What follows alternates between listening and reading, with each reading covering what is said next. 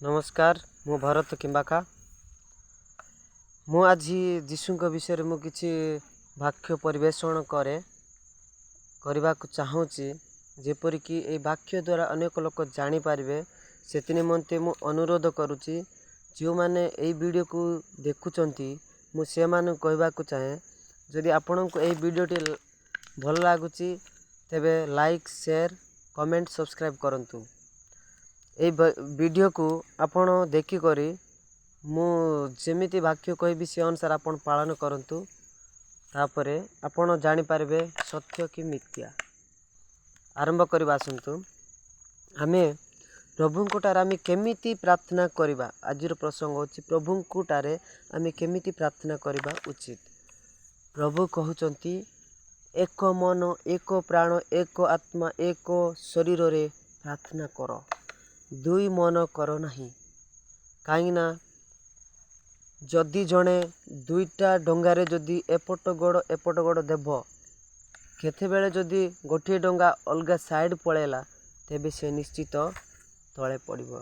सेहीपरि आमे जदि गोटे मनरे प्रभुंकटारे प्रार्थना करिबा ताले गोटे गच्छ मध्य उपुड़ी जा कहले उपुड़ीबो गोटे गच्छ मरी जा कहले मरीजीव।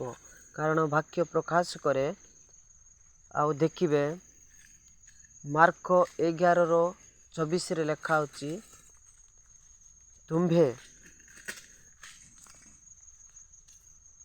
सेठी लेखा होची तुम्हें माने जहाँ जहाँ मागी अच्छे बोली ताहा विश्वास कर। आपण प्रथमे प्रार्थना करिबा समय रे आपण जहाँ जहाँ भी भूल करिसंती जहाँकोटारे भी विरोध रे कथा कहिसंती जहाँ भी कूट कहिसंती ताहा प्रथमे निज निज को स्वीकार कर। निज निज को स्वीकार करी प्रभुंकटारे प्रार्थना करो। प्रभु को प्रथमे आपण यापट सेपट मागिबेनी केवल प्रभु को मागिबे स्वर्गर पवित्रात्मा शक्ति मागिबे। प्रभु निश्चित आपणकर जहाँ मागिबाटा पूर्ण करिवे।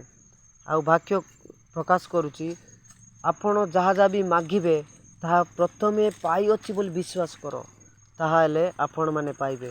तेणु मु जो मैंने भी देखुंत मुझे उत्साह करने को चाहे प्रथमे जहाँ भी मागिब ताहा पाई अच्छ बोली विश्वास करो ताहाले तुम्हें माने पाइब। तेणु मु अनुरोध करे दयाकरी प्रभुंकटारे प्रार्थना करने समय रे निज निज को प्रथमे समर्पण कर। समर्पण कला परे आपण प्रभुंकटारे प्रथमे जहाँ मागिबे ना प्रथमे आपणकर पाप को स्वीकार करेंगे। प्रभुंकटारे स्वीकार कला परे आपण को